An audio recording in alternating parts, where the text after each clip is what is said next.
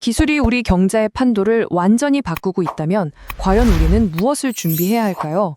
오늘 아크 인베스트의 캐시 우드가 내놓은 경제 이론을 한번 깊이 분석해 보겠습니다. 캐시우드의 핵심 주장부터 한번 보시죠. 이 주장은 경제의 미래에 대한 우리의 기존 통념을 완전히 뒤집어 놓는 이야기입니다. 네, 그래서 오늘은 이런 순서로 이야기를 풀어가 볼 겁니다. 먼저 캐시우드의 새로운 이론이 무엇인지, 그리고 그 근거가 되는 AI 생산성 쇼크와 여기서 파생되는 디플레이션의 위험까지, 마지막에는 해결책으로 제시된 비트코인에 대해서도 이야기 나눠보겠습니다. 첫 번째 순서입니다. 기술이 만들어갈 미래. 과연 그 핵심 이론은 무엇일까요? 캐시우드의 주장은 간단합니다. 바로 지금의 금융 시스템이 앞으로 다가올 AI와 로봇공학의 시대를 감당할 준비가 전혀 되어 있지 않다는 거죠. 기술 발전 속도가 우리가 상상하는 것 이상으로 너무 빨라서 기존 시스템으로는 도저히 따라잡을 수 없는 새로운 경제적 압력이 생긴다는 겁니다. 그럼 두 번째로 AI가 가져올 생산성 쇼크에 대해 알아보겠습니다.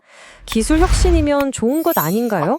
그런데 어떻게 이게 디플레이션을 만들고 심지어 위기가 될 수 있다는 걸까요? 그 메커니즘을 한번 자세히 살펴보겠습니다. 여기서 말하는 생산성 쇼크는 말 그대로 경제 생산성에 갑작스럽고 예상치 못한 변화가 닥치는 겁니다. 특히 AI가 비용은 엄청나게 낮추고 생산량은 폭발적으로 늘리면서 물가가 아주 가파르게 떨어지는 현상을 말하는 거죠. 이건 우리가 역사책에서 봤던 그런 완만한 디플레이션하고는 차원이 다릅니다. 캐시 우드는 기술 혁신이 이끄는 아주 급격한 가격 붕괴를 경고하고 있는 겁니다. 그 속도가 어느 정도냐면 정말 놀랍습니다. 캐시 우드가 인용한 데이터를 보면 AI 모델을 훈련시키는 데 드는 비용이 매년 무려 75%씩 줄어들고 있다는 겁니다. 75%. 이건 뭐 점진적인 개선 수준이 아니죠. 거의 혁명적인 변화라고 봐야 합니다.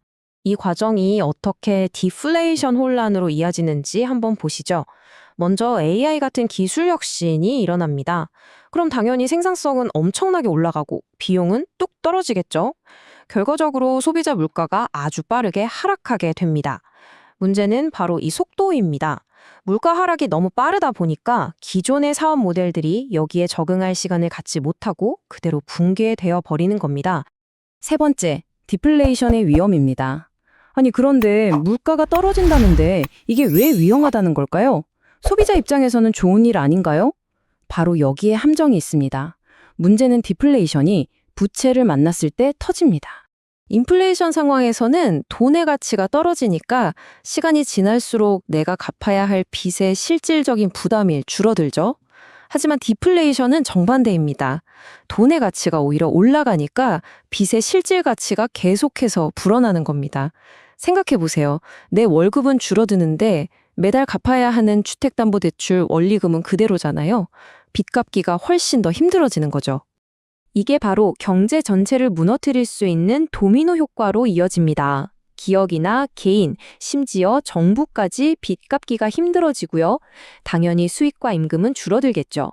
그럼 사람들은 지갑을 닫고 기업은 직원을 내보냅니다. 결국엔 채무 불이행, 즉 디폴트 사태가 터지면서 걷잡을 수 없는 경제 불안으로 번질 수 있다는 겁니다. 특히 미국처럼 빚이 많은 나라일수록 그 위험은 훨씬 더 커지겠죠. 그럼 네 번째 순서입니다. 이렇게 잠재적으로 디플레이션 대혼란이 올 수 있다고 하는데 그럼 해결책은 뭘까요? 여기서 캐시 우드는 아주 흥미로운 어쩌면 논란의 여지가 있는 대안을 제시합니다. 바로 전통적인 금융 시스템 바깥에 존재하는 자산으로 위험을 회피, 즉 해지해야 한다는 겁니다. 캐시 우드가 제시하는 그 자산이 바로 비트코인입니다.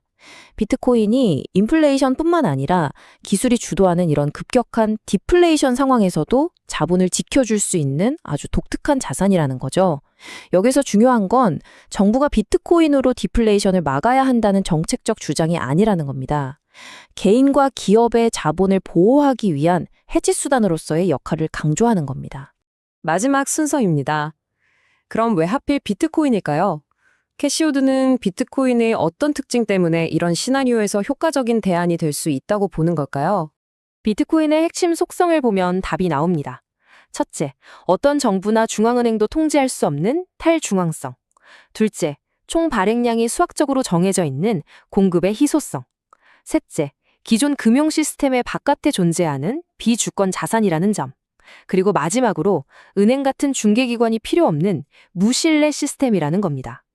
이 특징들을 종합해보면 비트코인은 이론적으로 기존 금융 시스템이 겪는 문제나 정책 실패로부터 자유로울 수 있다는 결론이 나옵니다.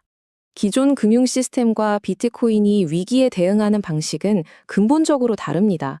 중앙은행은 어떻습니까? 경제가 어려워지면 돈을 더 찍어내서 경기를 부양하려고 하죠. 물론 이건 임시방편일 뿐이고 장기적으로는 또 다른 위험을 낳을 수 있습니다. 반면에 비트코인은 어떻죠? 공급량이 알고리즘으로 정해져 있습니다. 단기적인 불안정성을 해결하겠다고 마음대로 찍어낼 수가 없다는 거죠. 이 둘의 차이가 바로 핵심입니다. 캐시우드의 이론은 우리에게 이런 질문을 던집니다. 만약 앞으로 기술 발전이 너무 빨라서 전통적인 금융 시스템의 안정성 자체를 위협하게 된다면 과연 미래의 진정한 안전자산은 무엇이 될 것인가? 어쩌면 우리는 안전한 투자라는 개념 자체를 이제는 새롭게 정의해야 할 시점에 와 있는지도 모르겠습니다. 구독과 좋아요는 영상을 만드는데 큰 힘이 됩니다. 감사합니다.